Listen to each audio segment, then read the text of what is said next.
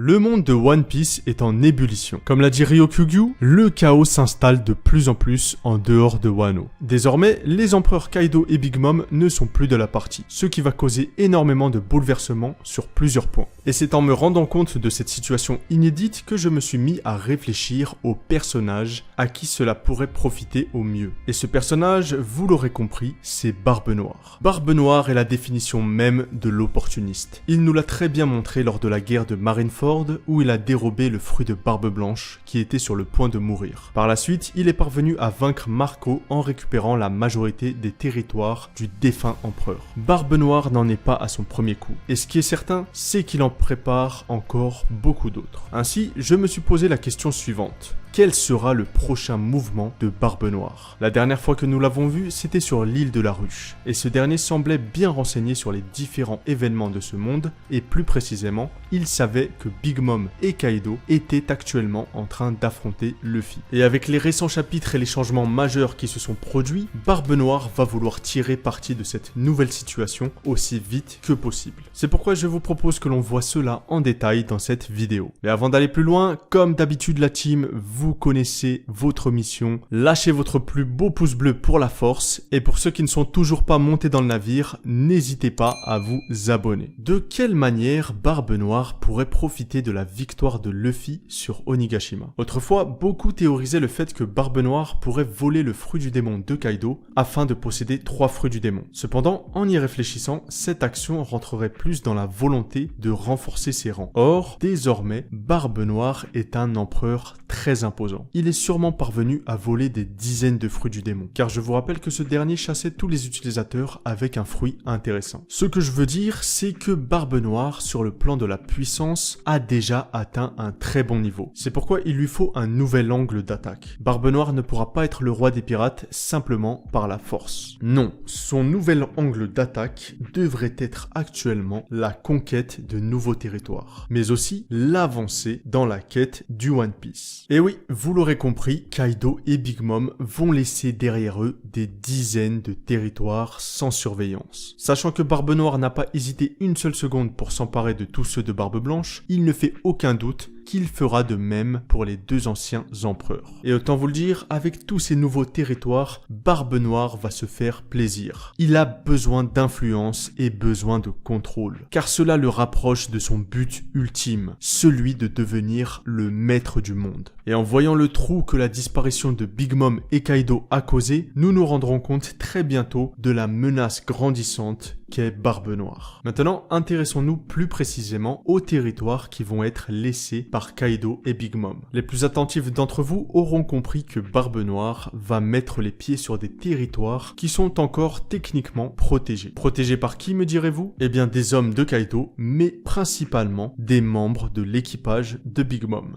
Eh oui, vous l'aurez compris, Barbe Noire devra certainement conquérir Whole Cake Island. Et j'ai envie de vous dire qu'il a tout intérêt à y aller. Et ces intérêts étant multiples, je vais donc vous les expliquer. Mais avant cela, vous savez très bien de qui je vais parler. Sur Whole Cake Island réside encore un mur infranchissable. Ce mur, c'est Katakuri. Malheureusement, je ne pense pas que Katakuri pourra faire quoi que ce soit contre l'équipage de Barbe Noire. L'équipage de Big Mom sera donc définitivement détruit lorsque Katakuri s'effondrera. Car une fois que ce dernier sera vaincu, il ne restera plus rien. Donc comme je le disais plus tôt, Barbe Noire a tout intérêt de mettre les pieds sur Whole Cake Island. Et la première raison est un membre très important de l'équipage de Big Mom. Il s'agit bien évidemment de Pudding. Car jusqu'ici, nous n'avons pas vu Barbe Noire s'intéresser aux poneglyphes, ou encore même au Road Poneglyph. Pour autant, connaissant le profil de Barbe Noire, c'est sûr et certain qu'il a pensé à une manière de les déchiffrer. Les Road Poneglyphs sont cruciaux pour trouver le One Piece. Il serait donc fou de penser que Barbe Noire n'ait rien en tête pour y accéder. D'autant plus que le second intérêt de Whole Cake Island est bien entendu son Road Poneglyph. Un Road Poneglyph qui désormais n'est protégé par quasiment personne. Ainsi, c'est en réfléchissant aux différents territoires que Barbe Noire pourrait conquérir conquérir que j'ai directement pensé à Whole Cake Island. Car Barbe Noire doit sûrement savoir que Big Mom possède un Road Poneglyph. En allant plus loin, il est même possible que l'empereur maléfique connaisse l'existence de Pudding. Pudding est une membre de la tribu des Trois Yeux. Une tribu qui est capable d'éveiller son troisième œil et d'entendre la voix de toute chose. Un don qui permet de comprendre la signification des poneglyphes. Et c'est exactement ce qu'il faut à Barbe Noire. Car jusqu'à présent, nous n'avons pas vu un seul de ses membres détenir la faculté de pouvoir lire les poneglyphes.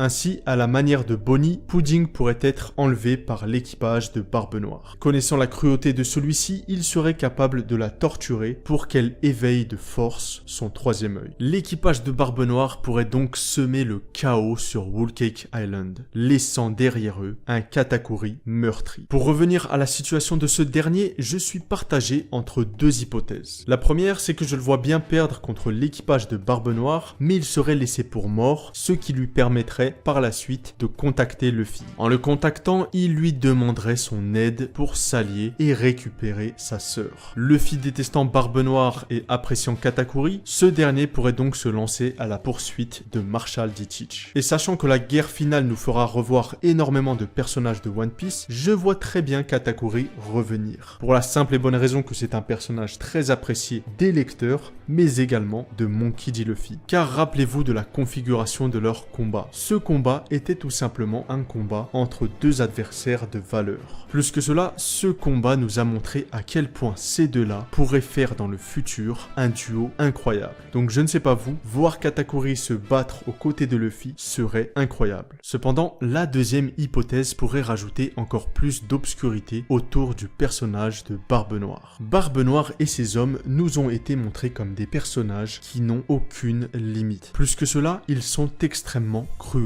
Ils ont tué Absalom pour récupérer son fruit de l'invisibilité. Alors pourquoi n'en serait-il pas de même avec le fruit de Katakuri? Et effectivement, cela ferait sens. Katakuri a un fruit paramécia spécial, le fruit du Moshi. Et connaissant l'attrait de Barbe Noire pour les fruits du démon puissant, celui de Katakuri pourrait lui taper dans l'œil. Du moins, ce fruit pourrait l'intéresser pour un des membres de son équipage. Et ce membre d'équipage, c'est Vasco Shot. En effet, je ne sais pas vous, mais je trouve que le fruit du Moshi matcherait bien avec son chara-design. De plus, je pense que vous connaissez tous cette image qui nous présente des membres de l'équipage de Barbe Noire sous la forme de monstres. Et le monstre qui m'a attiré le plus l'attention, c'est celui qui est composé de gelée. Et il a la même apparence que Vasco Shot. Nous avons peut-être ici un clin d'œil de la part de Oda qui veut donner ce fruit à Vasco Shot. Ainsi, ce dernier pourrait acquérir le fruit du Moshi. Et rien que de penser à ça, ça me hype énormément. Car cela mettrait en rage Luffy, ce dernier reconnaissant directement le pouvoir de son ancien adversaire. Pour finir, intéressons-nous à Pudding. Si cette dernière se fait enlever par l'équipage de Barbe Noire, alors cela pourrait nous donner un excellent dénouement pour sa relation avec Sanji. Car rappelez-vous que la dernière fois que nous avons vu Pudding, elle était en train de pleurer toutes les larmes de son corps. En effet, elle venait de supprimer les souvenirs finaux d'elle et Sanji. Et je ne sais pas vous, mais cette fin m'avait surprise, car c'est probablement la première fois que Oda a clôturé le développement d'un personnage amical avec un dénouement aussi tragique. Et connaissant la manière d'Oda de traiter les personnages, il est certain que Pudding retrouvera le sourire. Ainsi, je suis persuadé que ce n'est pas la fin pour Sanji et Pudding. Si Barbe Noire enlève bel et bien cette demoiselle, Sanji aura pour la première fois une vraie princesse à délivrer. Vous l'aurez compris, le monde de One Piece est en pleine effervescence. Tout peut arriver. Je ne compte pas le nombre d'événements qui pourraient survenir à la suite de ce grand bouleversement qu'est la chute de deux empereurs. Ici, je ne vous ai montré qu'une partie de ce que un seul des acteurs majeurs pourrait faire. Mais comprenez bien que beaucoup d'autres personnages sont sur le point de rentrer en scène. C'est une situation inédite et j'espère que Oda nous présentera le chaos dont parle Ryokugyu sous toutes ses formes. Car désormais, il ne s'agit plus là d'un simple jeu de pirates. Non, les acteurs du monde entier sont en marche. Révolutionnaires, gouvernement mondial, empereur,